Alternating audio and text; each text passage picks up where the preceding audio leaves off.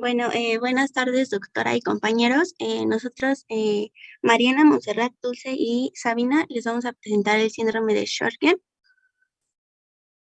Dentro del contenido, espera. Dentro del contenido de la presentación vamos a ver la definición, la epidemiología, fisiopatología, etiopatogenia, las manifestaciones clínicas, el diagnóstico y el tratamiento. Entonces, tenemos como definición según la GPC que es una enfermedad autoinmune sistémica de evolución crónica que consiste en una infiltración linfocítica de las glándulas exócrinas del organismo.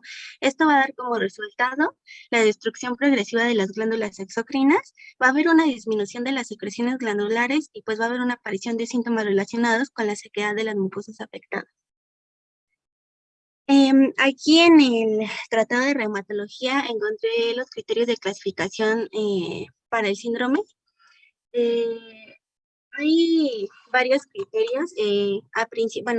La bibliografía mencionaba que a principios de los años 80 se propusieron varios criterios para clasificar este síndrome, pero tenían muy poco en común varias cosas. Entonces pasaron los años y ya nos dieron estos criterios. Más adelante mi compañera Calypso nos va a, Mariana nos va a explicar bien estos criterios, pero pues en general eh, habla sobre checar los síntomas oculares, síntomas orales, signos oculares, histopatología, afectación de la glándula salival y los autoanticuerpos. Eh, ¿Para qué es esto? Bueno, pues porque el síndrome de Sjögren se va a clasificar en primario y secundario. Van a haber características distintivas de este síndrome, las cuales van a ser la queratoconjuntivitis seca, que va a ser la xeroftalmia o la xerostomia. Em, Esta clasificación en el primario va a tener ambos, pero en el secundario se va a diferenciar porque va a haber estos más una enfermedad del tejido conjuntivo o un proceso inflamatorio crónico, como puede ser eh, artritis reumatoide, lupus o esclerosis sistémica. Bueno, aquí les puse otra definición, pero pues esta es de el libro que nos habla sobre esto, que dice que es un trastorno inmunológico caracterizado por destrucción linfocítica progresiva de las glándulas exócrinas que muy a menudo produce sequedad ocular y bucal sintomática. Puede asociarse a manifestaciones extraglandulares, puede ser primario o secundario cuando ocurre asociado a otras enfermedades autoinmunitarias, como se los había comentado. Entonces, también dentro de esto del cuadro hay normas reservadas para clasificación donde vamos a clasificar entre si es primario o secundario, revisando los ítems pasados, y van a haber criterios de exclusión en donde nos van a hablar que pues pueden ser antecedentes de radioterapia de cabeza o cuello, infección de hepatitis, linfoma previo o incluso otros. Hablando de la epidemiología, dentro de la bibliografía encontré que hay estudios europeos que describen que la prevalencia de este síndrome va a oscilar entre el 0,1 y el 0,5% en la población general, pero en un grupo etéreo mayor a 70 años va a oscilar entre el 1,5 y el 4,6. Entonces la prevalencia oscila entre el 0,1 y el 4,6. En Estados Unidos hay de 2 a 4 millones de personas que tienen este síndrome y la incidencia va a ser de 4 nuevos casos por cada 100,000 habitantes por año. Esto va a ser predominante en mujeres. ¿Cómo va a ser esto? Pues se documenta una mayor prevalencia en dos momentos de la vida, después de la menarca, durante la segunda y la tercera década de vida y posterior a la menopausia. Entonces, pues esto es predominante en un 90%. Y la edad media es de 53 años, aunque no se descarta que pueda pues aparecer en niños y en ancianos. Y pues de la relación mujer-varón, como les digo, predomina en mujer en un 13-1, aunque comentaba otra bibliografía que en Estados Unidos pues es de 9-1.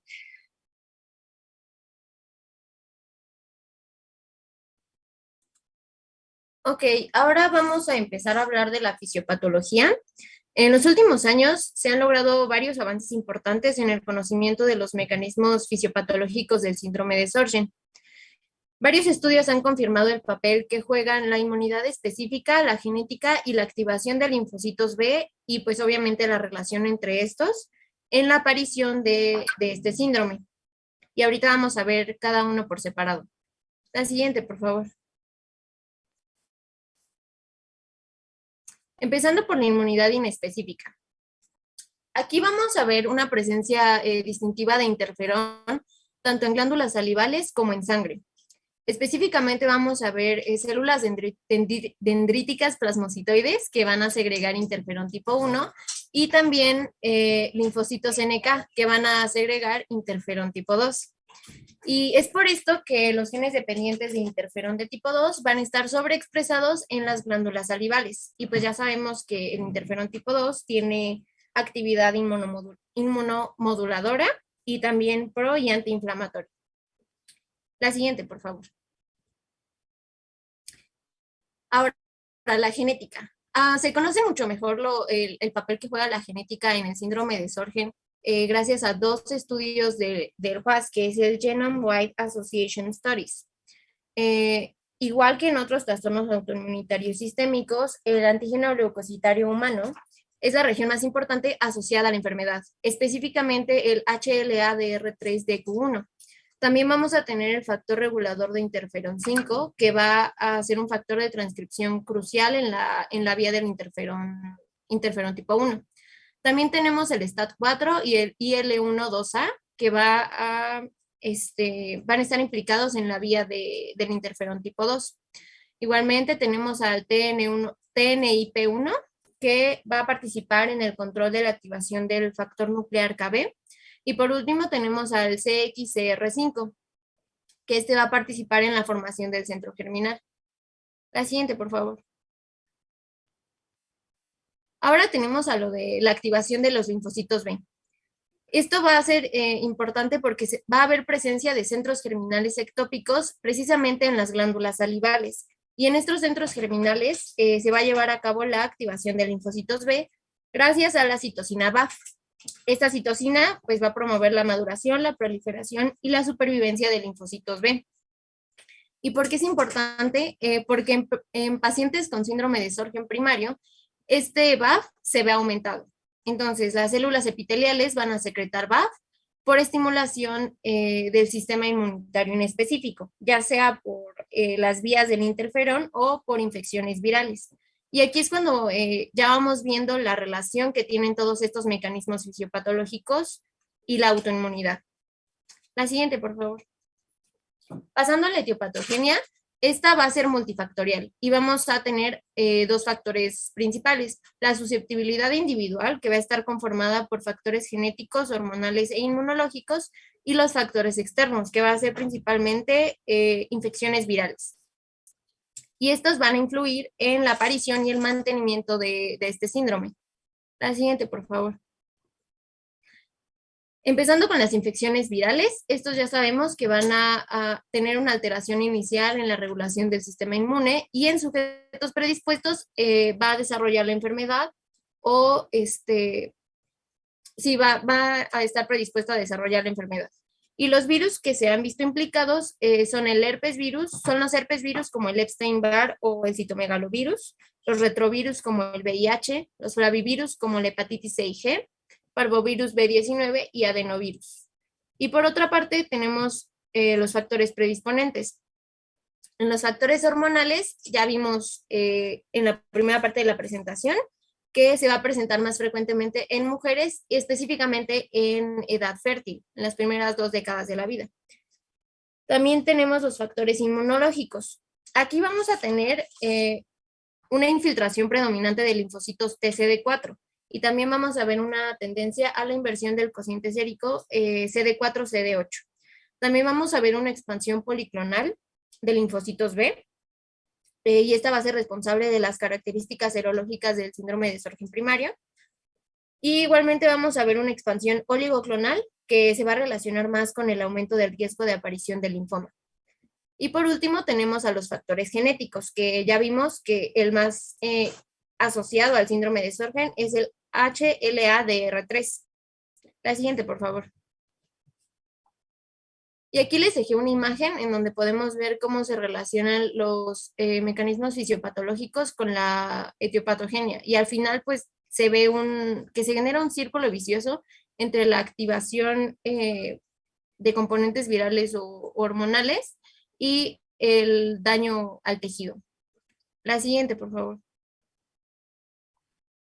Histológicamente, este síndrome se va a caracterizar por la presencia de infiltrado linfocitario, generalmente es de CD4, en órganos glandulares. Recuerden que las manifestaciones clínicas principalmente son en las glándulas y también en algunos órganos extraglandulares.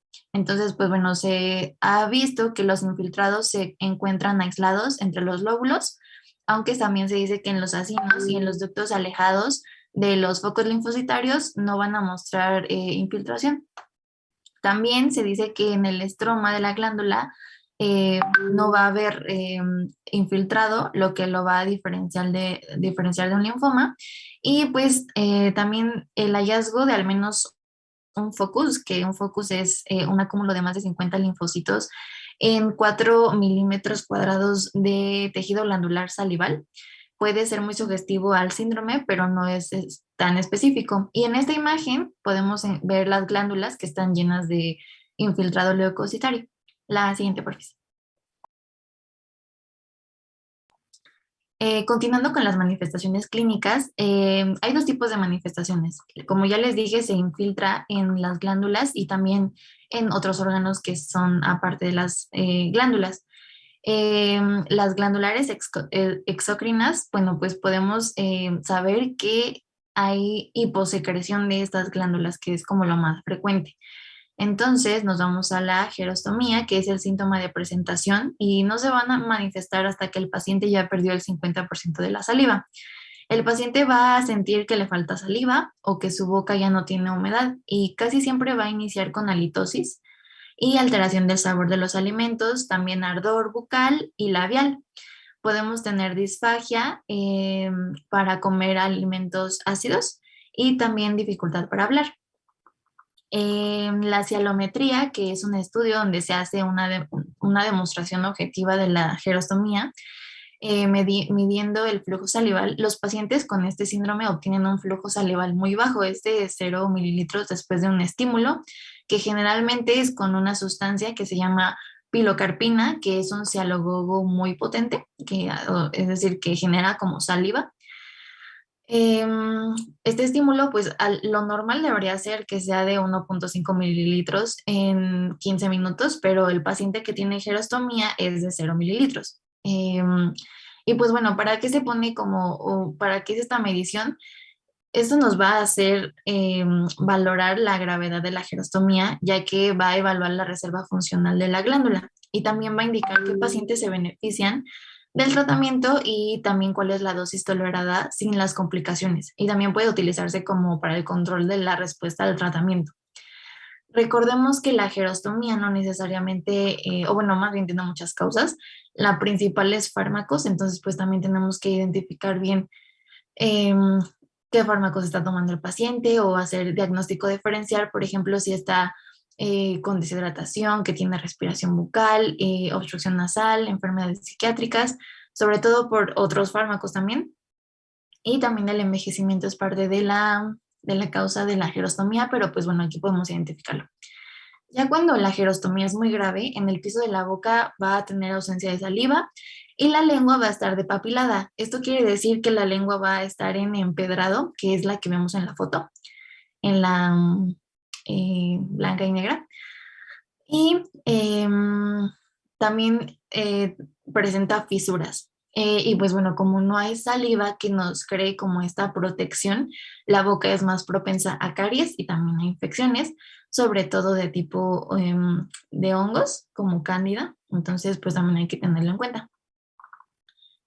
Después, otra manifestación clínica pues sería la hipertrofia de las glándulas salivales. Esto va a ocurrir en el casi 50% de los pacientes y es de forma episódica o crónica. Generalmente es difusa, sin inflamación y el cambio más evidente va a ser en la parótida. El diagnóstico, además de la cialometría que ya les comenté, que es la que mide el flujo salival, es la gamografía salival. Entonces aquí vamos a poner tenesio, ya que la glándula parótida y la submandibular es capaz de concentrarlo y entonces pues permite la visualización de las glándulas. Se supone que se inyectan 10 milicurios de Tenesio 99 y se van a obtener como las imágenes de la actividad de las glándulas salivales y también podemos identificar de la tiroides, de la mucosa bucal y también de la nasal. Em, y pues bueno, también podría realizarse una biopsia de células de glándulas salivales porque pues podría demostrar la involución de las glándulas, pero también podríamos confirmarlo con un eco, con una eco, con una resonancia magnética, con una TAC. Y esto para identificar posibles masas, pero pues recuerden que la histología vamos a encontrar infiltrado leucocitario y pues si hay un focus, pues es muy sugerente a este síndrome. La siguiente, por favor.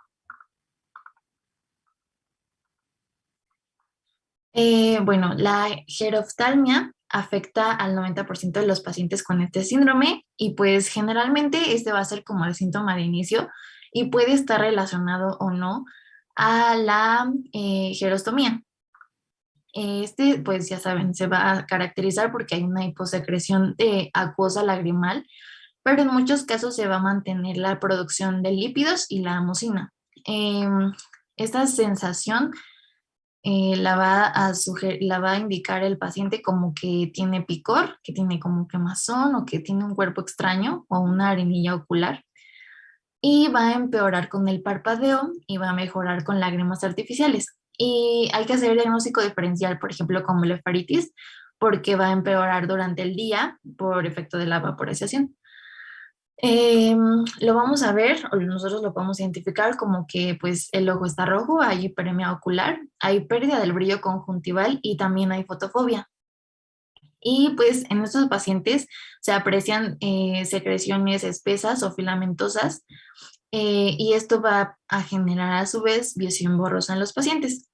Entonces, pues cuando un paciente tiene esto, podemos hacer una prueba que es la prueba de Schimmer, que es la que está en la foto de arriba. Esta es como una prueba que se realiza sin anestesia, donde colocamos una tira de un tipo de papel que absorbe pues la secreción y cuando es menos de 5 milímetros lo que recorrió en 5 minutos se va a considerar patológica y pues da positivo a que tiene geroxtalmia el paciente. En otro artículo leí que generalmente o lo normal es que debe ser de más de 10 o entre 5 y 10, pero bueno, ya patológica es menos de 5 milímetros. Y pues bueno, otras glándulas que se podrían afectar sería la mucosa nasal, y se va a manifestar como costras nasales, epistaxis y alteración del olfato. También sequedad cutánea, donde vamos a inhibir o pues sí, vamos a dejar de sudar, vamos a sudar menos. Y eso a su vez va a generar prurito y pues las lesiones por el prurito al rascarnos. Y también la sequedad genital, donde podemos tener como manifestación la dispaneuria, aumento de infecciones locales y síntomas vulvares. La siguiente, profesor. Gracias. Y pues bueno, las manifestaciones que no son dentro de las glándulas como tal van a ser en muchos lados. Por ejemplo, podemos iniciar con la osteomuscular, donde las artralgias son las más frecuentes, es decir, son del 48%. Pero también podemos encontrar artritis en un 15% y puede ser oligoarticular e intermitente y va a afectar a manos y a rodillas y no va a ser erosiva. Aquí podríamos hacer un poco de diagnóstico diferencial con artritis reumatoide, por ejemplo, porque en el 50% de los pacientes tienen el factor reumatoide positivo. Y también los antipéptidos de cíclicos citrulinados están en menos de 10%, entonces pues también hay que hacer diagnóstico diferencial con eso. Y en un 15% se va a asociar con fibromialgia. Entonces aquí pues lo que podríamos darle al paciente es como el tratamiento que ya hemos visto siempre, ¿no? Los AINES. También el fenómeno de Raynaud, se detecta en el 18% de los pacientes con este síndrome, pero a diferencia de la esclerodermia, aquí no va a presentar úlceras. Entonces, aquí podríamos hacer como sospechar de este síndrome en vez de esclerodermia. Y como les decía, no va a presentar como complicaciones isquémicas graves. Y el tratamiento va a ser con vasodilatadores. En la En la tiroides se va a presentar como hipotiroidismo subclínico en el 70% de los pacientes, entonces pues también hay que descartar que sea otra cosa, más bien podríamos orillar a que es este síndrome. Y la vasculitis cutánea también me parece que es importante, aunque es el 10% de los pacientes. Hay otra vasculitis que se llama leucocitoclástica, que es la más frecuente en un 95%, y se va a presentar como púrpura palpable. Es la que está en la foto de la izquierda. Esa es la púrpura que se presenta en la vasculitis cutánea de este síndrome. Y bueno, generalmente estos pacientes pues sí tienen como alguna, bueno, sí presentan como mucha expresión sistémica, y pues se va a relacionar también entre otras como artritis, fenómenos de renal glomerulonefritis y algunos anticuerpos y también factor reumatoide, lo que aumenta la mortalidad en estos tipos de pacientes. Obviamente no, porque ya es algo más sistémico. No, todavía no acabo, nada de falta una.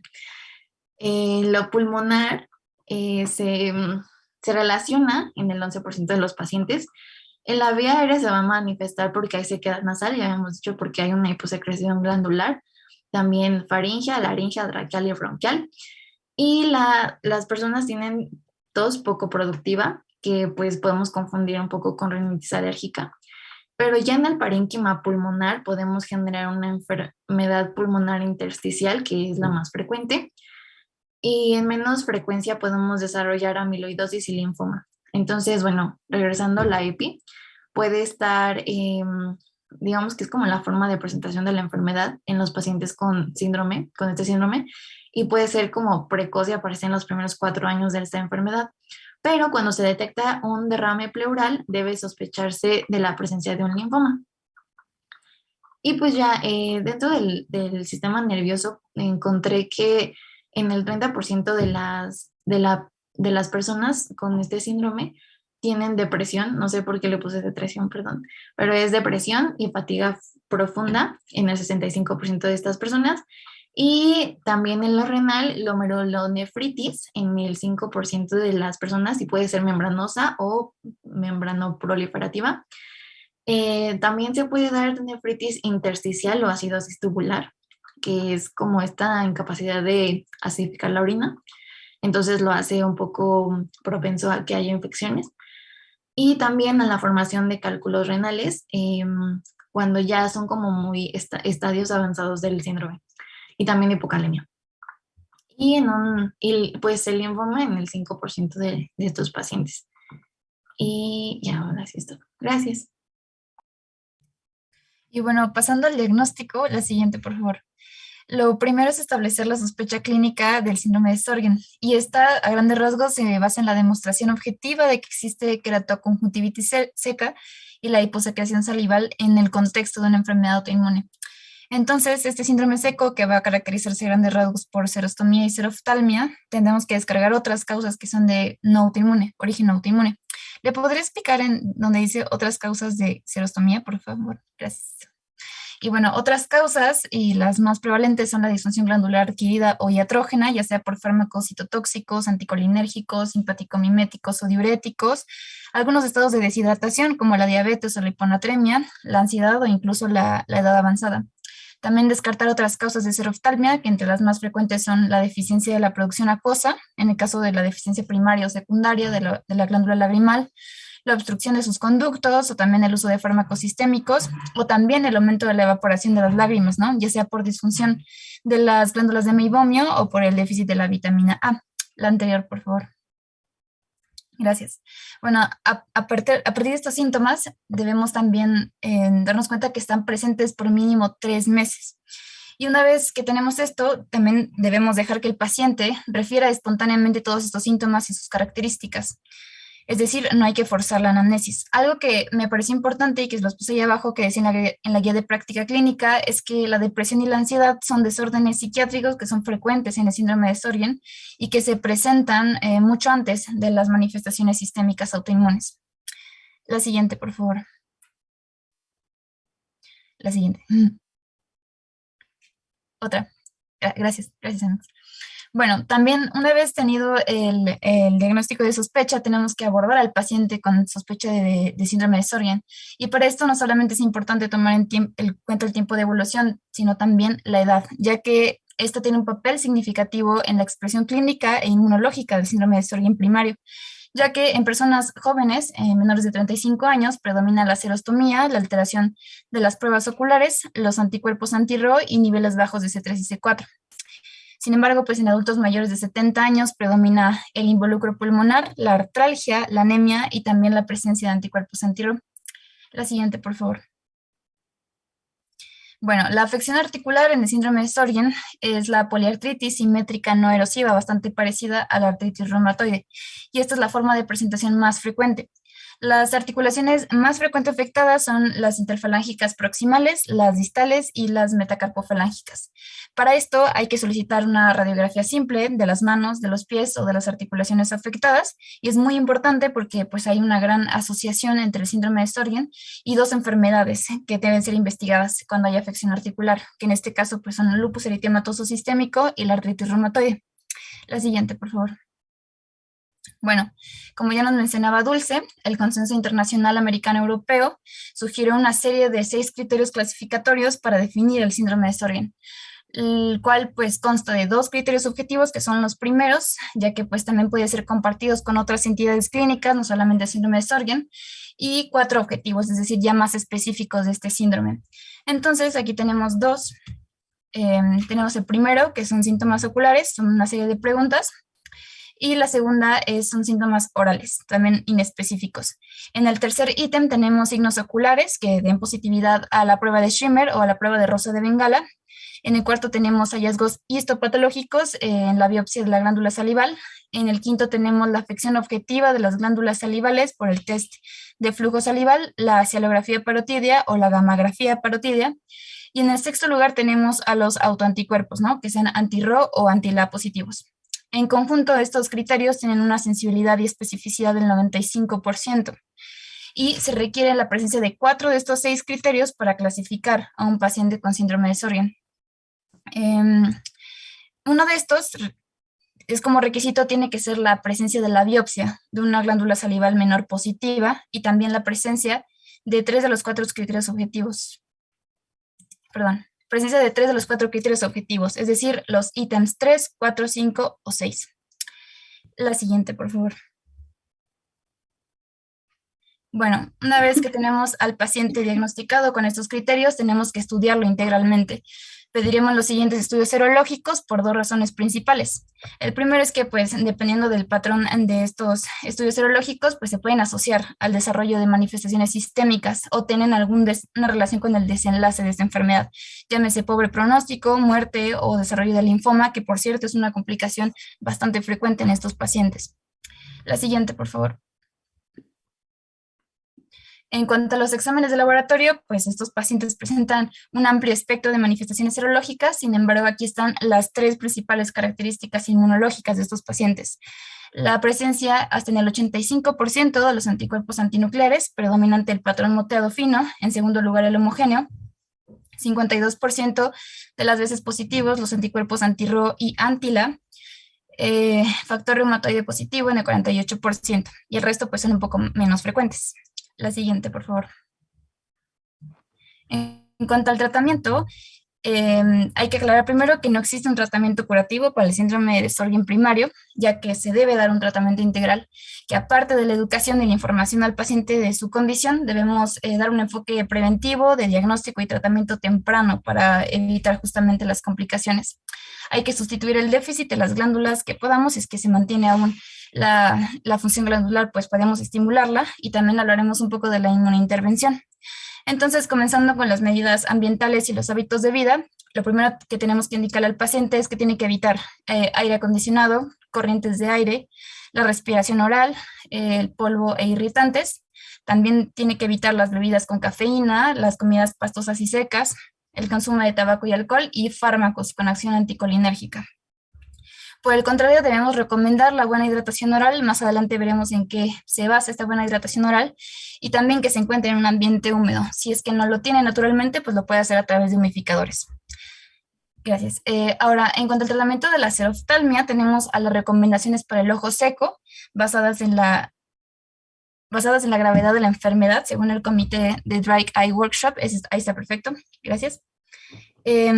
Bueno, entonces tenemos aquí una serie de estrategias terapéuticas en función de la gravedad de la xeroftalmia. Tenemos en las muy leves, que aparte ya de la educación y de los factores que tenemos que evitar, podemos recomendar el uso de lágrimas o lubricantes artificiales.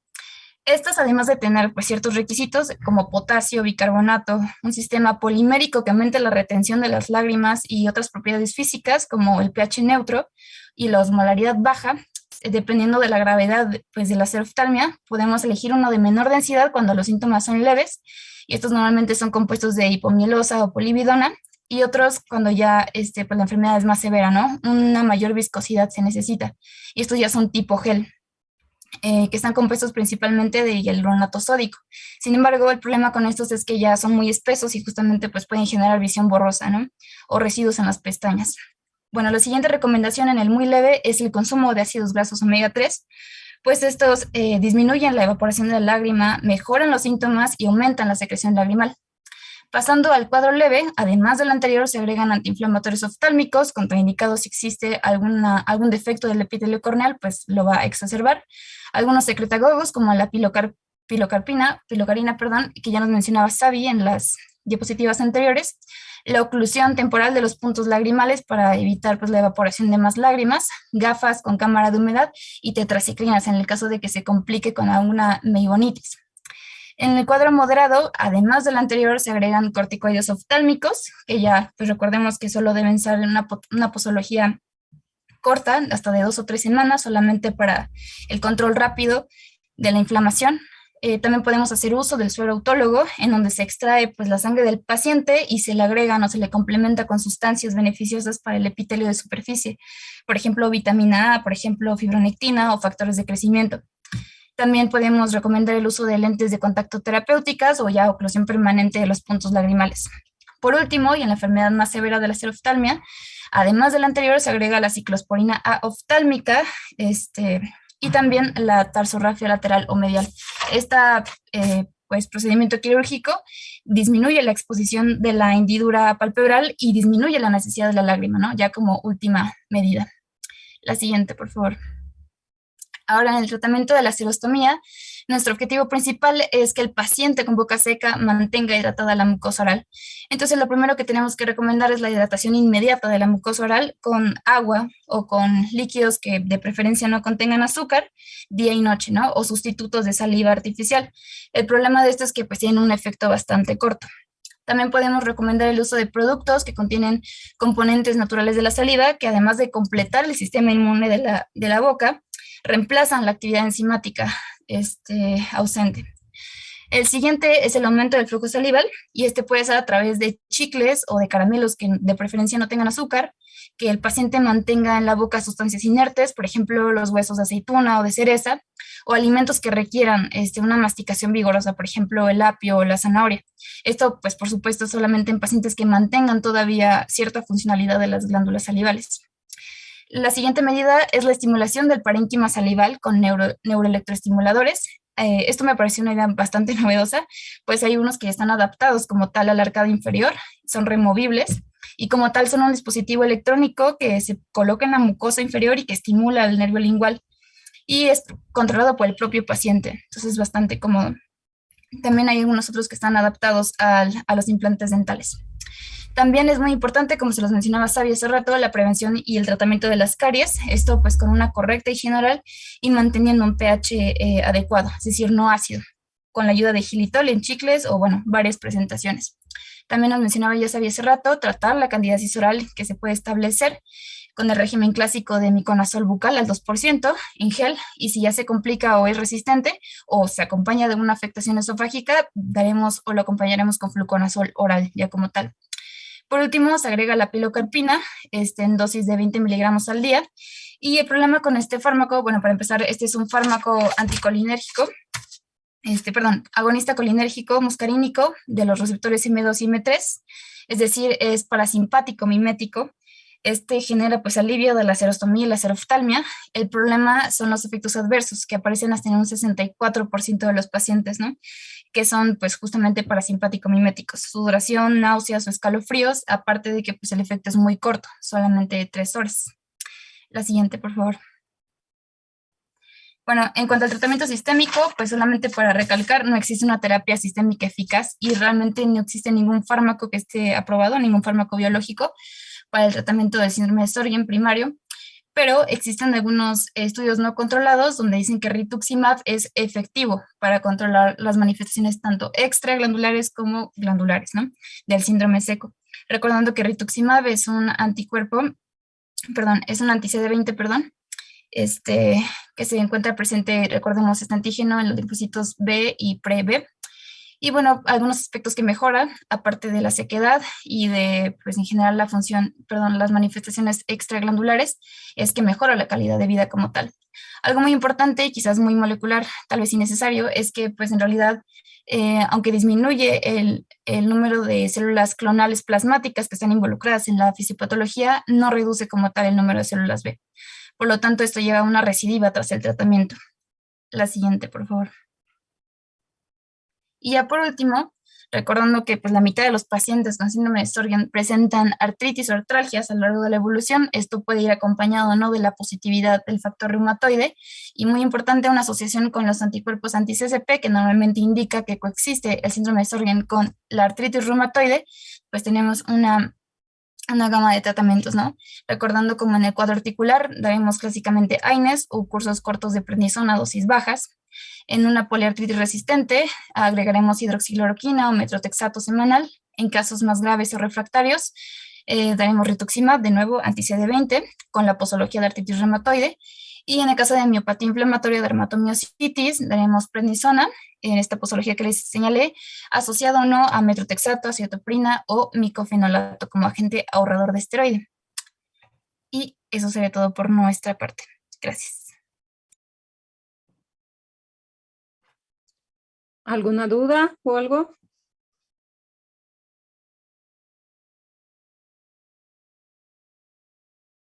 ¿Nadie?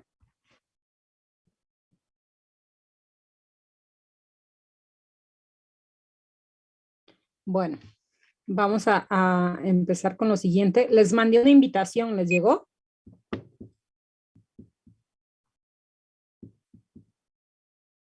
¿No?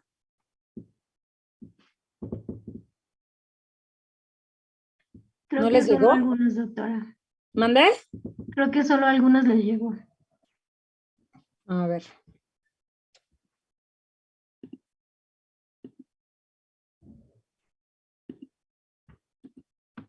Ya se los volví a mandar. ¿Ya? A mí ya me llegó, doctora, pero dice que no lo puedo abrir porque soy un invitado anónimo. A mí Ah, también me Ya eso. aparece lo mismo. Es eso. bueno, es que todavía no les comparto la pantalla. A ver. Mm.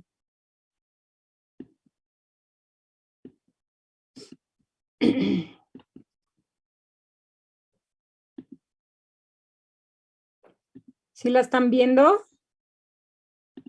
¿O no? Sí.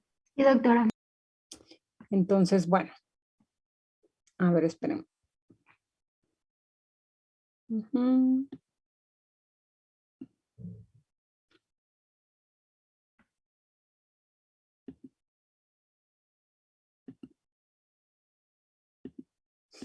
A ver, espérenme porque...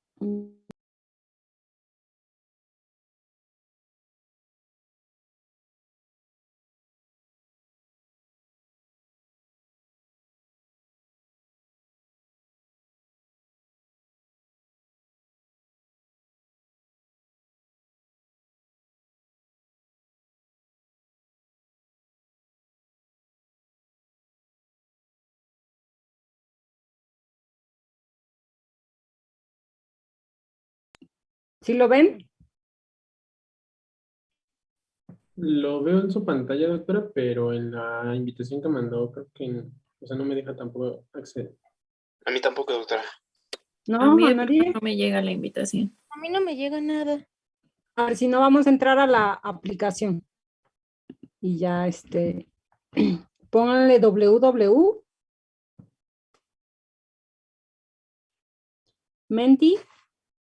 www.menti.com.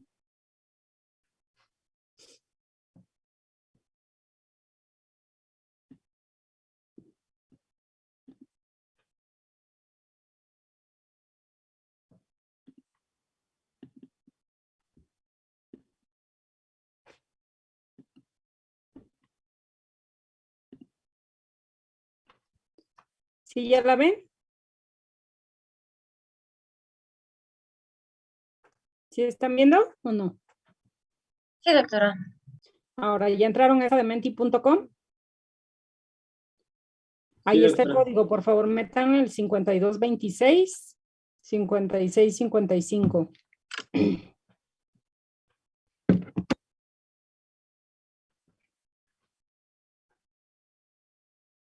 A ver, entonces, ¿cuál es el órgano más afectado después de la piel y el músculo en la dermatomiositis? Un momento, por favor. Dice que la votación está cerrada, doctora, que me vaya a la siguiente pregunta. A mí también me aparece eso, no me deja responder esa Ay, esta pregunta. cosa, A pero mí me sí salió otra pregunta. A mí A también. ver, ahí. Sí, yo también fui directo a otra pregunta. A ver, déjenme,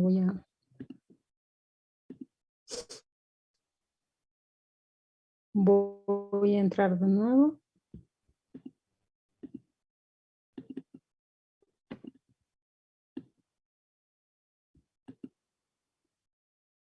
Ahí ya está.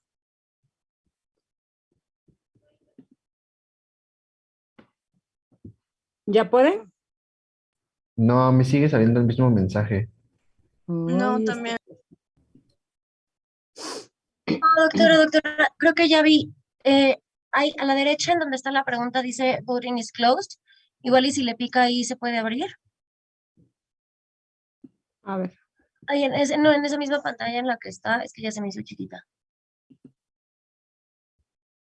O también abajo en la barrita hay otro es que en candadito. la barrita ya le puse abrir. No entiendo por qué no quiere. Entonces, mira, ya le puse ahí. Open, o sea, déjenme ver.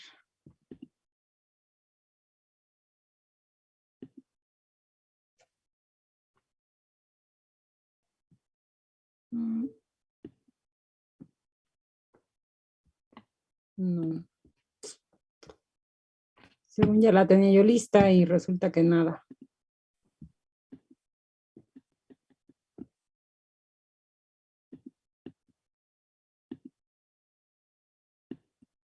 Ya, A doctora, ver, creo que ya. ahí ya no parece que esté. A ver. ¿Ya les apareció? Ok, ya. ¿Ya están votando? No, doctora, a mí me parece otra pregunta también. Pero déjelo cargo a ver si me aparece. A mí también me pareció.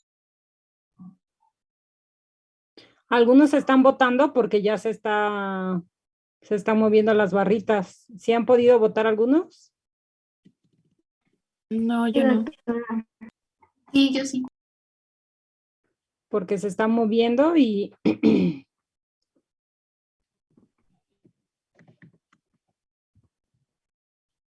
ay.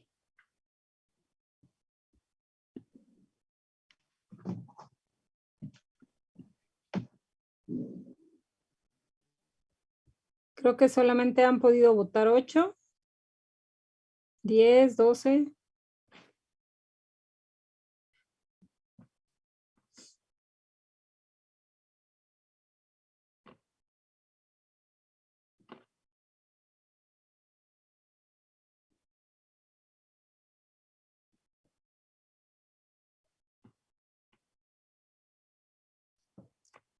¿Ya pudieron entrar o todavía no? Sí, pero dice que, o sea, le pongo la opción y no me deja avanzar. A mí me sale que me tengo que registrar. Pero si ya les mandé, nada más era entrar ahí a la página que se llama, de hecho ahí viene hasta arriba aquí en la página, dice www.menti.com y ya le meten el código. A ver, háganlo. Quienes no han podido,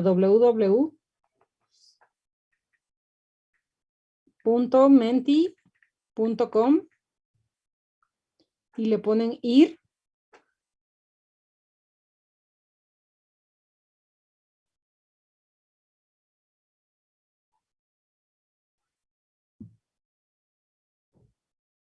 Y les va a pedir el código. Dice, please enter the code. Y entonces ahí le ponemos 5226 5655.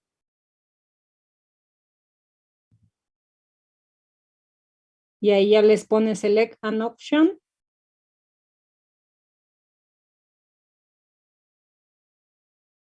Y ya pasan a la siguiente pregunta. ¿No han podido? Si yo lo estoy haciendo aquí en mi iPhone.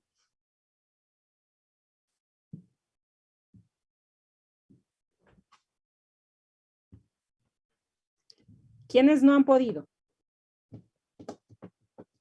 Yo. ¿Ya hiciste eso que te pedí? Sí, lo estoy haciendo. Creo que es mi internet. Sí, pueden entrar desde su celular y a la página y les pide, o sea, no tiene mayor complicación. Bueno. De hecho, ese solito los va a llevar a la siguiente pregunta. Bueno, ya cerramos, si no, quien votó, votó. Ok. A ver, ya. Dejen de votar.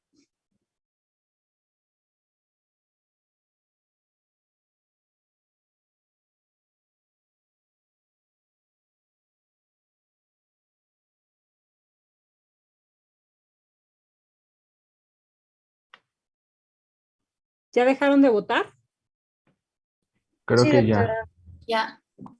Y yo dije, no entiendo por qué. Entonces, se siguen moviendo las barritas. Ya. ¡Ya no voten! No, creo que es algo dinámico de la Ajá. plataforma, doctora. No Eso, creo que sean los votos, Ok. porque no eso es tendría parte sentido. dinámico. ¿Mandé? Que no creo que sean los votos, doctora, porque no tendría sentido que el primer lugar es riñón y después el cuarto lugar es riñón y así. O sea, creo que nada más Sí, son barritas interactivas. sí, yo creo que va poniendo, o sea, como las respuestas que fuimos poniendo cada uno, entonces por eso va cambiando. Mm,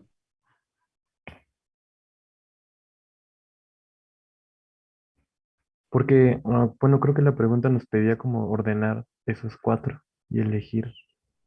Bueno, así yo le hice. a Igual lo creo que mejor estoy por mal, eso pero se está movilizando así. Bueno, ya. A la otra checo bien, si no el formato. Pero a ver, entonces, ¿ya contestaron las dos preguntas o solo contestaron esta? Solo la primera. La otra no te deja. Em, entonces, a ver, díganme, niños, porque ya que estuvo mal el formato de la pregunta, pero ¿cuál es el órgano más afectado después de la piel y el músculo en la dermatomiositis?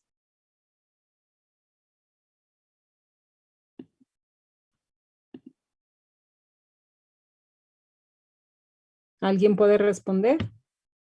¿O me voy a quedar aquí toda la tarde yo sola hablando? Pues según yo, ahí sí me escucho. Sí, sí, sí. Es que bueno, yo había leído que los órganos más afectados es la piel y el músculo estriado. Y en gran parte venía el pulmón, pero pues, bueno, según yo es el pulmón. Ok, es el pulmón. A ver, pasen a la otra pregunta. ¿Cuáles son las lesiones cutáneas patognomónicas de la dermatomiositis? Es el signo de Gotorin y el signo de heliotropo, ¿no? ¿Ya pudieron votar? Sí, doctora. A ver. Sí, doctora. Ok. Entonces dijeron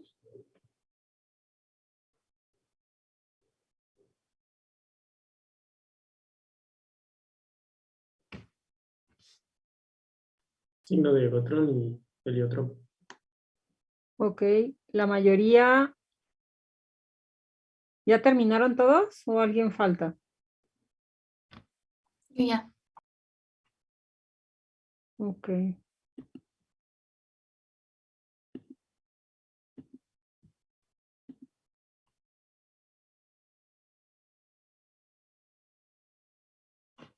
Bueno, entonces creo que está un poco loco esta cosa, pero tendré que revisar bien el formato porque ayer lo estuve practicando y no tuve problema y ahorita está poniendo como miles de votos. Ok, va. La mayoría, entonces, de acuerdo a esta barrita, no sé cómo lo cuantificó, pero pusieron pápulas de Gotrón y signo de Gotrón. Entonces, vamos a ver si esto es así, ¿va? Ujú.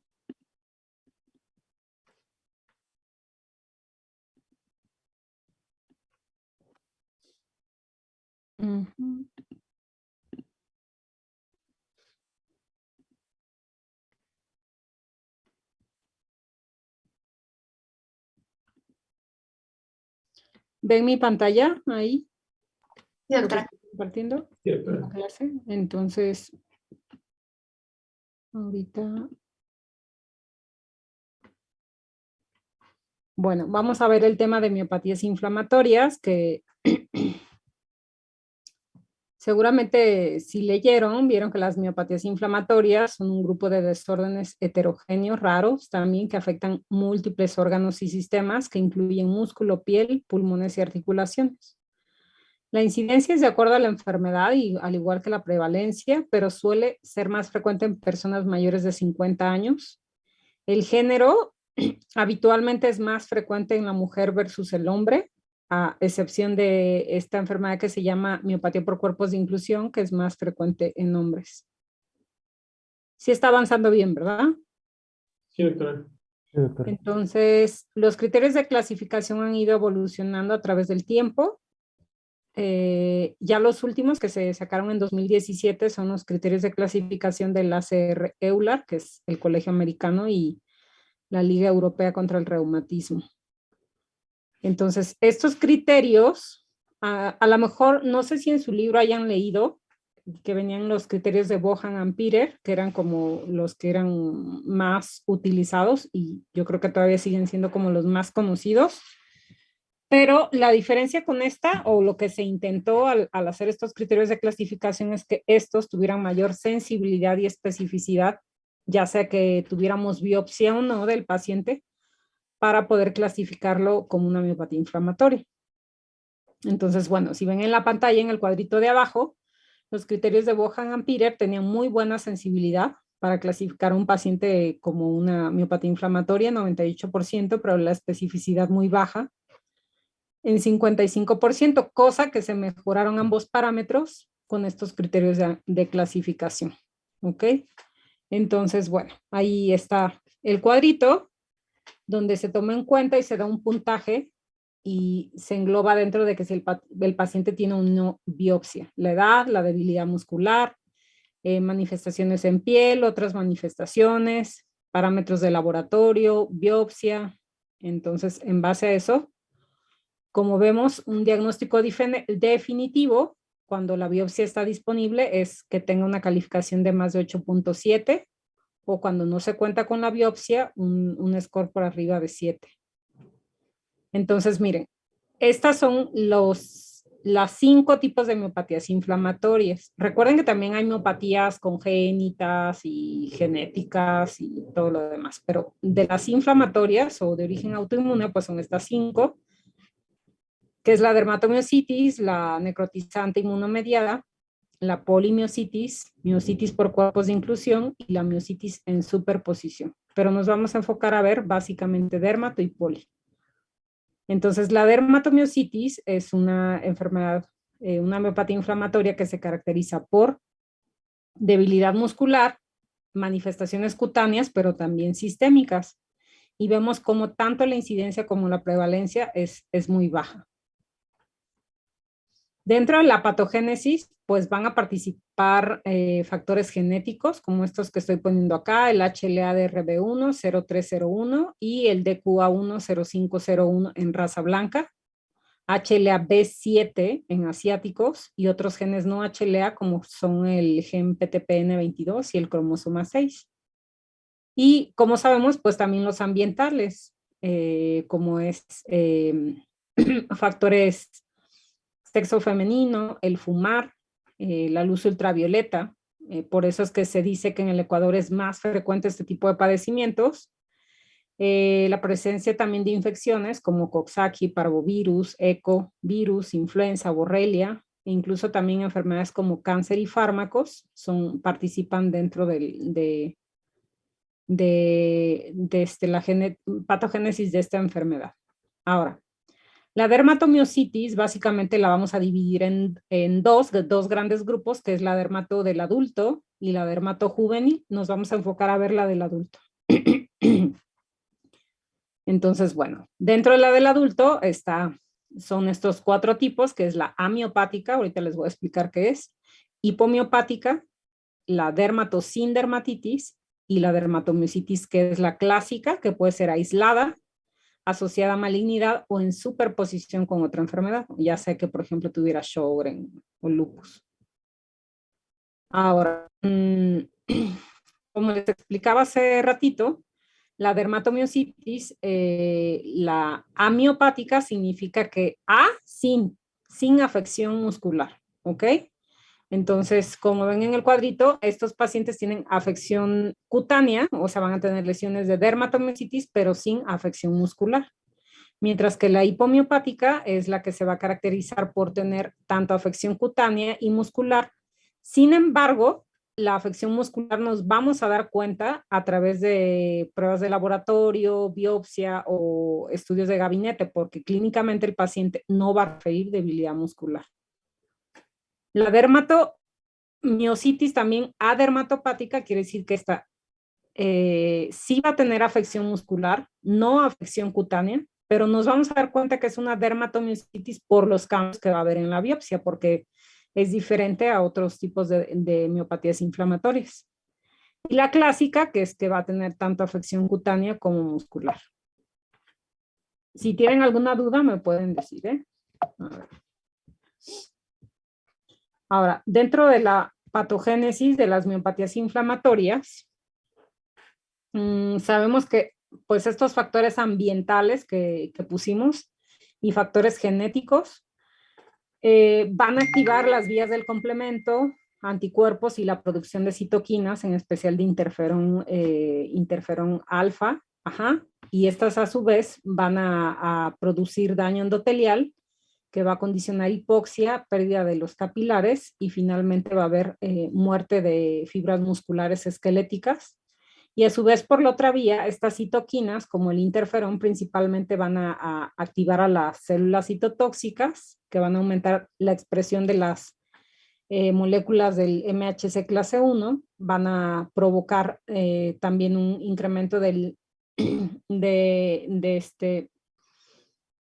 reactantes de estrés y finalmente va a ocasionar daño miofibrilar también. Entonces, lo que les decía, las manifestaciones cutáneas de dermatomiositis se van a dividir en patognomónicas, en características y en otras que no son ni características ni patognomónicas. Entonces, lo que les preguntaba, las patognomónicas son estas dos, que es la presencia del signo de Gotrón, que como ven son la hiperemia, el eritema, perdón, en la parte extensora de las articulaciones, y ya se le denomina pápulas de Gotrón cuando encima de ese eritema presenta pápulas, ¿ok? Como se ve ahí en la imagen.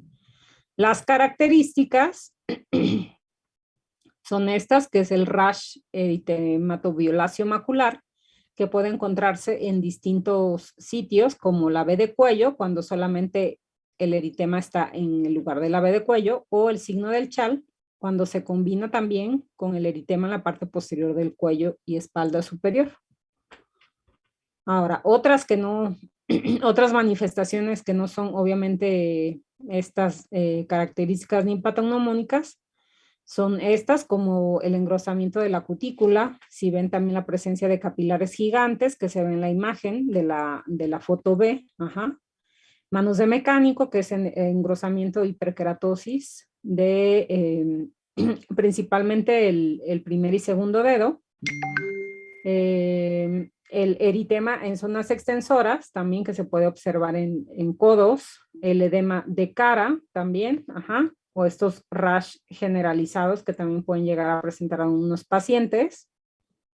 Y también dentro de las características encontramos el edema en párpados y también este signo que se llama de las pistoleras, que es nada más también el eritema en la zona como de anterosuperior de los muslos.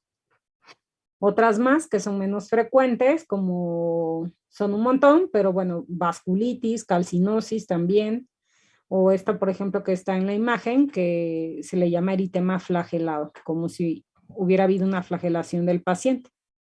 Ahora, dentro de las manifestaciones musculares de la dermato, pues va a ser una afección de tipo simétrica, o sea, se afecta a derecho e izquierdo también. Va a afectar principalmente músculos de la cintura escapular y cintura pélvica, quiere decir que la debilidad va a ser proximal. El paciente se va a quejar de que no va a poder bañarse, peinarse, cambiarse, o no va a poder subir escaleras porque se va a sentir débil. Va a presentar también dolor muscular o mialgias y la presencia de calcinosis, como vemos aquí en la imagen, la fotito, cómo se ve esos depósitos de calcio. Y también, si vemos en la radiografía, no sé si ven mi cursor. ¿Sí lo ven? Yo no lo puedo ver, doctora. No, yo Creo que no, doctor. Tampoco, no se ve, doctora. Bueno, a ver. Entonces, miren la radiografía que está en la extrema derecha y en el pulgar. Ven unos puntitos blancos que son como 3. Sí. Ajá, esos son las calcinosis. Si ven en el dedo índice también se observan. Ajá. Como esas imágenes redondeadas que representan el depósito de calcio. Entonces, ahora, las manifestaciones articulares también se presentan en el 30% de los pacientes y suele ser un cuadro tipo artritis reumatoide, que es una poliartritis simétrica que va a afectar grandes y pequeñas articulaciones. Y esta suele ser más frecuente cuando la dermatomiositis está en superposición con otra enfermedad, por ejemplo, artritis reumatoide, lupus, etc. Como decíamos, el pulmón es el órgano afectado más frecuente después de la piel y el músculo en dermatomiositis, también en polimiositis.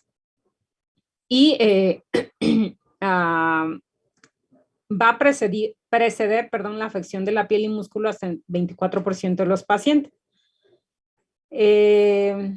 Estos pacientes, ¿por qué es importante detectarlos de manera temprana? Porque la presencia de neumopatía intersticial se va a afectar, se va a reflejar en que los pacientes van a fallecer 50% a 5 años. Por eso es importante, o sea, tiene un curso más severo la enfermedad. También la dermato va a afectar al corazón y va a poder afectar cualquier parte del corazón, por ejemplo, enfermedad pericárdica como una pericarditis aguda, hasta en el 10%, puede dar fibrosis en el miocardio y obviamente eso dará disfunción cardíaca y falla cardíaca. Puede dar también bloqueos supraventriculares o ventriculares y finalmente también puede dar vasculitis o enfermedad coronaria que predisponga a infartos. Como les pongo ahí, los pacientes con poliodermato se van a presentar 22.5 infartos versus 5.5% sobre 1000 de personas que no tienen dermato ni polimiositis. Ahora, manifestaciones digestivas de la dermato también, pues se va a caracterizar principalmente por disfagia en el 50% de los pacientes, que va a ser de tipo proximal. Quiere decir que ellos les van a decir que al momento de tragar se les atora la comida, ¿ok? Pueden hacer otros trastornos como reflujo, dismotilidad, retardo del vaciamiento gástrico, incontinencia rectal. Y otras manifestaciones que no son tan frecuentes, pero puede dar también vasculitis a nivel de ojo, enfermedad renal crónica por una glomerulonefritis, o también porque cuando hacen tanta miopatía, pues obviamente liberan mioglobina y esa, recuerden que taponea los glomérulos y entonces puede dar consecuencia de una rhabdomiólisis. Puede haber también vasculitis en el sistema nervioso central y pues bueno, lo que les comentaba es que la dermato tiene una asociación a cáncer. Quiere decir que la presencia de dermatomiositis incrementa el riesgo de presentar un cáncer hasta 7 veces más y sobre todo el mayor riesgo de presentar la enfermedad es desde un año previo, porque a veces hay gente que dice tengo 2 años con la enfermedad o tengo 1 año, hasta después del año de diagnóstico. Quiere decir que por eso tenemos que hacer un screening a estos pacientes, porque principalmente el cáncer de pulmón, de ovario y mama son los que más se relacionan a dermatomiositis. ¿Sale? Ahora, hay muchos anticuerpos que se pueden asociar a la presencia de dermatomiositis, estos que les pongo aquí. Cada uno va a reflejar un pronóstico. Por ejemplo, la presencia de Mi2 se asocia a una dermatomiositis clásica cutánea, mientras que el MDA5 es la que se va a asociar a muy mal pronóstico porque si está presente, te incrementa el riesgo de que se presente enfermedad pulmonar y también cardíaca y que va a tener mala respuesta al tratamiento. Entonces, bueno, son varios los anticuerpos. ¿Y qué vamos a encontrar en la biopsia? Básicamente en piel, nosotros lo que vamos a encontrar es una dermatitis de interfase. ¿Se acuerdan que otra enfermedad da dermatitis de interfase? A ver, niños.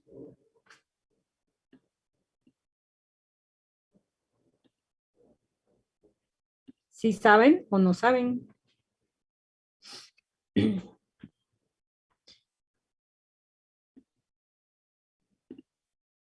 Yo no recuerdo, doctora.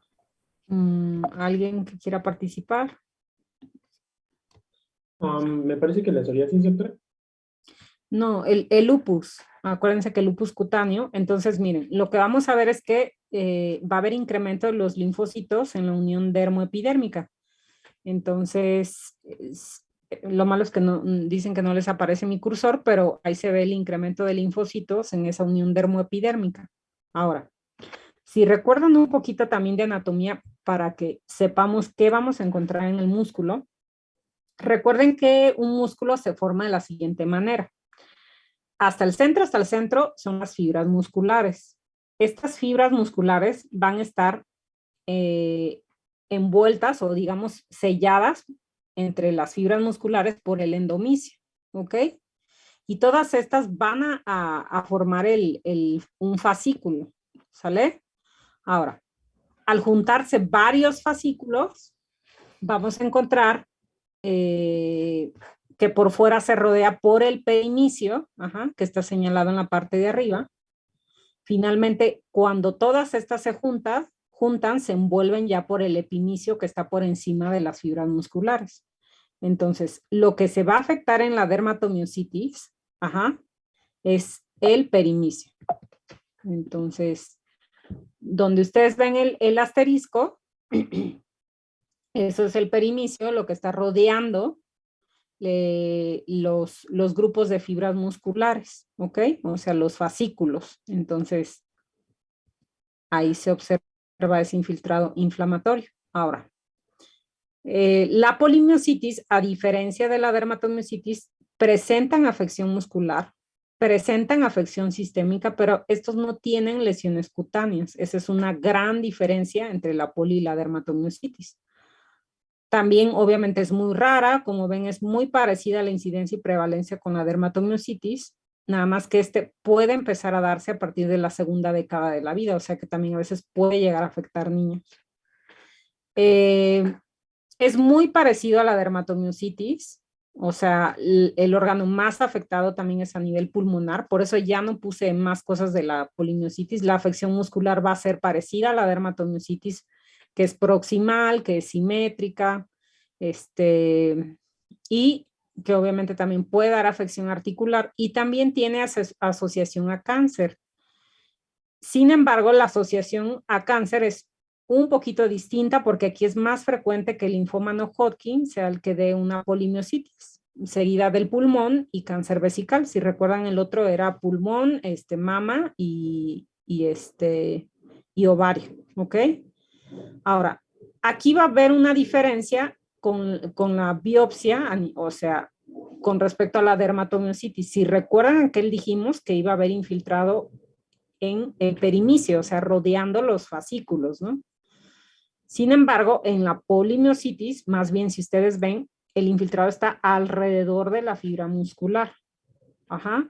Entonces quiere decir que la afección es en el endomicio. ¿Ok? La biopsia también va a tener otra diferencia. Normalmente el infiltrado en la dermatomiositis son linfocitos TCD4 y en polimiositis es una biopsia que tiene linfocitos T CD8. ¿Ok? Y otra diferencia es que aquí la vascularidad no va a estar afectada, a diferencia de la dermatomiositis, va a haber afección de la vascularidad, por eso en la dermato es más frecuente que encontremos necrosis. Ahora, ¿qué vamos a hacer? Imagínense ante el escenario que les llega un paciente y les dice, oiga, doctora, es que siento dolor como en mis músculos y me siento cansado y siento que no me puedo vestir bien o ya no puedo cargar cosas. Entonces, bueno, lo primero que tenemos que hacer, aparte del buen interrogatorio y padecimiento actual, es la exploración física. ¿Qué vamos a hacer? Pues explorar la fuerza muscular de estos grupos que son proximales, como es el deltoides, el bíceps, también extensores de la mano cuando sospecháramos de una enfermedad por una miopatía por cuerpos de inclusión, pero esa no la estamos viendo ahorita. También de preferencia cuádriceps, dorsiflexores del pie para estas enfermedades que afectan músculos distales, pero principalmente en dermato y poli es deltoides, bíceps, cuádriceps, flexores del cuello, ajá, y glúteo mayor y mediano. O sea, vamos a pedir flexión de los pacientes, o sea, flexión del brazo, que mantengan la elevación del brazo, que hagan una abducción de la cadera, ajá, o una flexión también de la cadera. Entonces va a ser en base a la escala de Daniels, del 0 al 5, que vamos a ver si nuestro paciente tiene la fuerza normal o está alterada. Estudios de laboratorio, cuando nosotros sospechemos de una miopatía inflamatoria, pues aparte de sus generales, biometría, química, vamos a solicitar reactantes de fase aguda, o sea, la BCG y la proteína C reactiva. Vamos a pedir un perfil tiroideo, porque recuerden que también trastornos de la tiroides pueden dar miopatías, ¿ok? Electrolitos séricos, porque también alteraciones como potasio bajo o alto pueden dar también miopatía inflamatoria, pueden dar miopatía, pero más bien de tipo metabólico. Y también vamos a pedir enzimas musculares, que son estas, la creatinicinasa, la aldolasa, TGO, TGP, fosfatasa alcalina y DHL, que aunque también son pruebas de funcionamiento hepático, se van a elevar en miopatías inflamatorias. Y la elevación la vamos a encontrar hasta en el 85% de los pacientes, o sea que va a haber un porcentaje que las enzimas musculares van a estar normales, ¿sale? ¿Y por qué son importantes los niveles de enzimas musculares? Porque correlaciona con actividad de la enfermedad. Quiere decir que a mayor actividad suelen estar más elevados. Lo que les comentaba, los anticuerpos que podemos solicitar. Aquí en México solamente hay como 3 laboratorios que lo hacen y solo se pide como panel de miopatías. O sea, no es necesario que yo escriba, deme el anti-Mi1, al anti-EMDA5, TIF, el NXP y todos esos. No, simple y sencillamente se pone panel viral. Entonces, panel, perdón, de salud, panel de miopatías. ¿Ok? Entonces, ¿qué otros estudios podemos solicitar a un paciente que sospechemos que tiene miopatía inflamatoria? Pues una resonancia magnética, porque vamos a encontrar edema muscular y puede incluso haber reemplazo graso de ese músculo. Como ven en la imagen, son unos muslos y si ven la parte posterior de estos muslos, se ve con mayor hiperintensidad, o sea, se ve más blanco el músculo, ¿no? Porque tiene edema. Entonces, ¿por qué es importante hacer un estudio de gabinete? No solo porque nos ayuda a corroborar que tiene inflamación en el músculo, sino también que nos puede servir de guía para decir qué músculo podemos biopsiar, ¿sale? También podemos solicitar la electromiografía, que nos va a servir también como diagnóstico cuando nos reporten un patrón miopático y también nos puede servir como guía de biopsia. Quiere decir, a veces la electromiografía puede decir el músculo deltoides tiene patrón miopático, entonces haré una biopsia del deltoides, ¿no? Entonces, básicamente, ¿qué se ve en la electromiografía? La presencia de fibrilación, sobre todo cuando es una fase aguda de la enfermedad o subaguda, ¿ok? Entonces, los potenciales van a estar de bajo voltaje. ¿Qué otro estudio puedo pedir yo? Bueno, este que se llama capilaroscopía, que es que observemos una imagen como de cuerditas de cepillo de dientes, como ven en la foto que está a la izquierda, que dice patrón normal. Si ven esas horquillas que parecen como pasadores de los que las mujeres luego nos ponemos, entonces ese es un patrón que debe de tener un capilar a nivel de la uña, en la cutícula. Mientras que, por ejemplo, en enfermedades como la dermatomiositis, vamos a encontrar capilares gigantes, como se ve la primera imagen, donde está el asterisco, vean cómo el capilar se ve grandote, no está delgadito, como los que dicen normal. También los capilares van a poder verse arboriformes, como la imagen del centro, que parecen árboles o arbustos, más bien.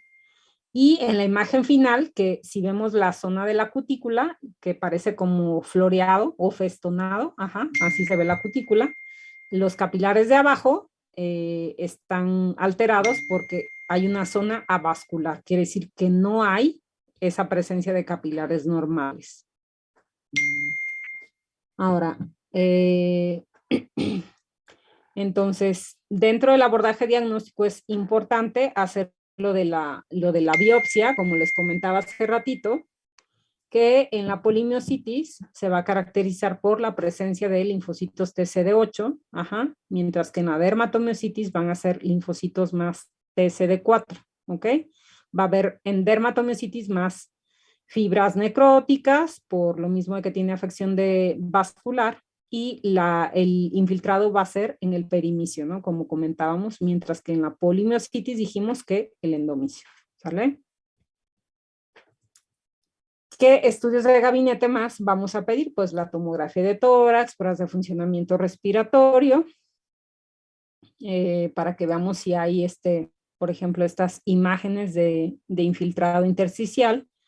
Tenemos que hacer electrocardiograma, ecocardiograma, para que hagamos una evaluación del miocardio, del pericardio, y también obviamente panendoscopía o colonoscopía como parte del abordaje diagnóstico en búsqueda de neoplasias, ¿ok? También podemos hacer ultrasonido de ovario, o si la sospecha fuera muy alta, pues también resonancia. Ahora, el tratamiento en el caso de estas enfermedades va en escalada. Vamos a ver desde la base de la pirámide hacia arriba. El tratamiento inicial suele darse prednisona o esteroides, pero si vemos que el cuadro es muy grave, se pulsa primero el paciente con metilprednisolona durante 3 a 5 días máximo. Agregamos inmunosupresores de mantenimiento como el metotrexato, la azatioprina, el ácido micofenólico. Y si no funcionan estas, o ya sea que tenemos una enfermedad grave como una enfermedad pulmonar intersticial o recaída, entonces damos inmunoglobulina o ciclosporina, o también podemos escalar a rituximab o ciclofosfamida. Entonces, bueno, si algún día les llega a tocar un paciente que se queja de debilidad muscular o de mialgias, podemos aplicar este algoritmo que propone el ACR Euler. Entonces, la primera pregunta que nos dice, ¿el paciente tiene una edad menor de 18? Entonces, nuestra respuesta va a ser no, no tiene menos de 18. Quiere decir que nuestro paciente es adulto, ¿ok? La segunda pregunta nos lleva hacia el lado izquierdo de la pantalla. Dice, ¿tiene rash en heliótropo? ¿Tiene pápulas o signo de Gotrón? Si yo le respondo que no, entonces, bueno, cumple características clínicas o una biopsia muscular característica. Sí, entonces, bueno, pueden ser enfermedad de cuerpos de inclusión, y si no, entonces lo podemos catalogar como una polimiositis. Ahora, si del otro lado nuevamente nos regresamos, tiene rash en heliótropo, tiene Gotrón, pápulas o signo, si yo contesto que sí, entonces la siguiente pregunta es, ¿tiene alguna característica clínica como por ejemplo debilidad muscular, que ha sido progresiva, flexores del cuello afectados, debilidad muscular proximal en las piernas? Si yo contesto que sí, entonces es una dermatomiositis clásica, ¿ok? Si yo contesto que no, no tiene afección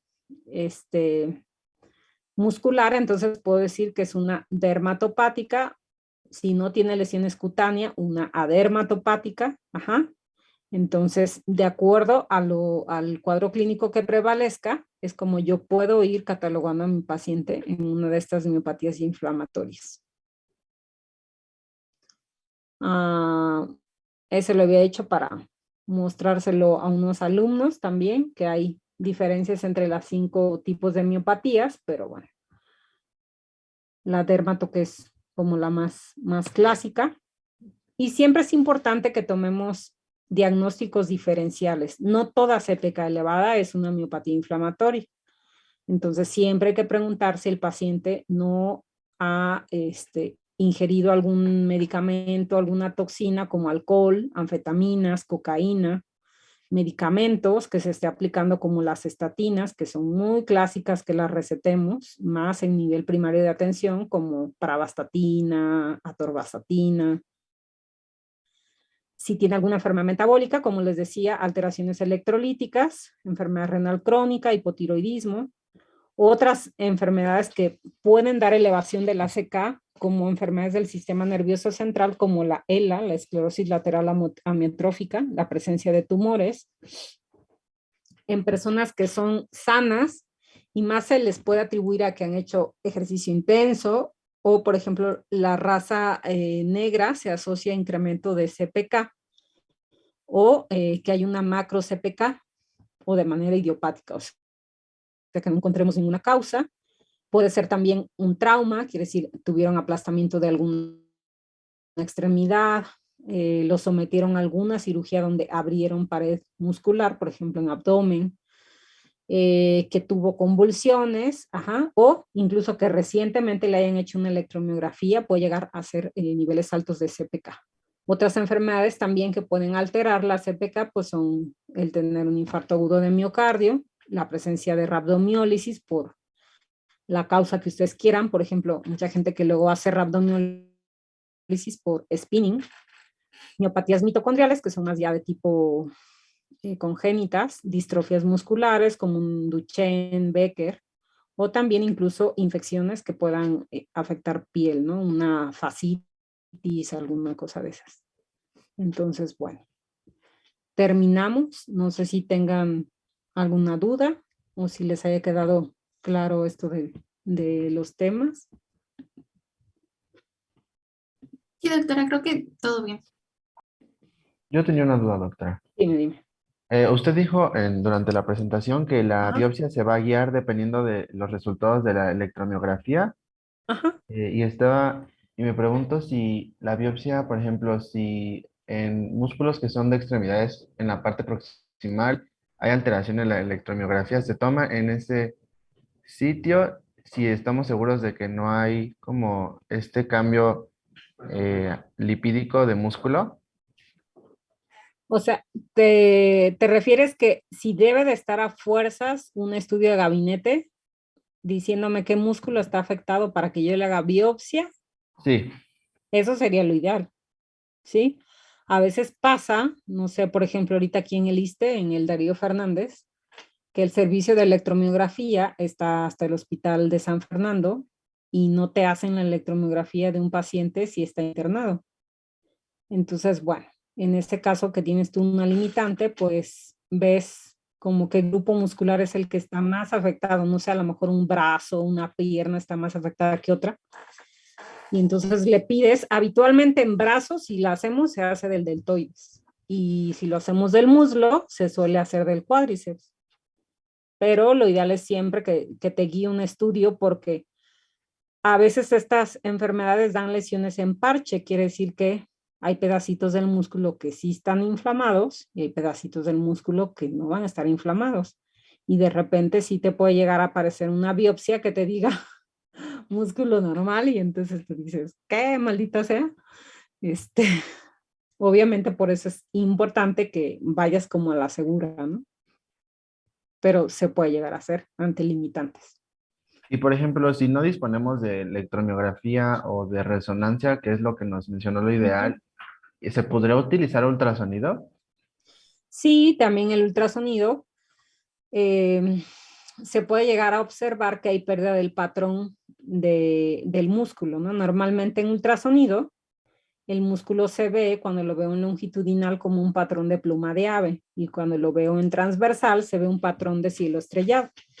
Entonces, cuando hay una miopatía inflamatoria, el músculo pierde esos patrones y se suele ver más hiperecogénico el músculo de lo que normalmente está. Y que pudiese ser una herramienta. Gracias, doctora. ¿Algo más?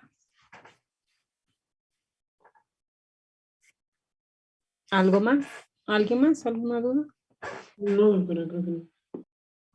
Entonces, bueno, me parece, no les di las 5 enfermedades porque aparte de que su programa no lo incluye, creo que se confunde uno más, pero creo que estas 2 son las más clásicas y las más fáciles de diferenciar. ¿Ok? Entonces, si no hay ninguna otra duda, entonces nos vemos ya la siguiente semana. Y si tuviesen alguna duda, pues me avisan, ¿va? Sí, muchas gracias, doctora. Muchas gracias, doctora. Gracias, doctora. Gracias, doctora. Bonita Cuídense. tarde. Tengan bonita